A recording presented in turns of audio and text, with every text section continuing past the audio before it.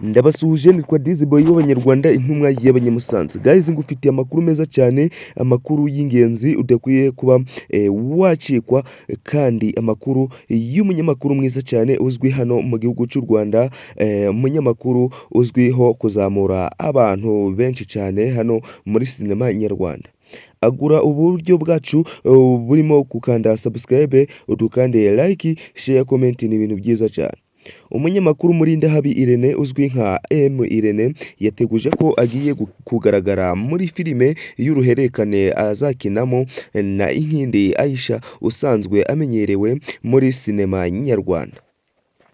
Uyu munyamakuru yabitangaje ko kuri uyu wa kabiri tariki ya 28 Mata 2026.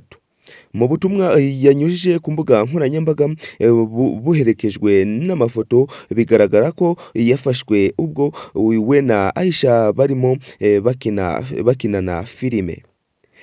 Irene asa nk'ugaragaza imiterere y'iyi filime y'uruhererekane yerekanye ko ishobora kuzaba ari iy'urukundo, aho yagize ati urukundo ntacyo warugura. Shema na Teta agaragaza abakina nkuru bashobora kuzaba bari muri iyo filime.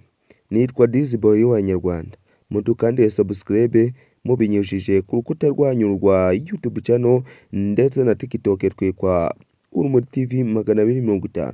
Mudufollowing, mudukande subscribe, mudukande like, iyi video muyihe abandi bantu benshi bayikeneye. Ndabakunda cyane. Ciao ciao. Bye.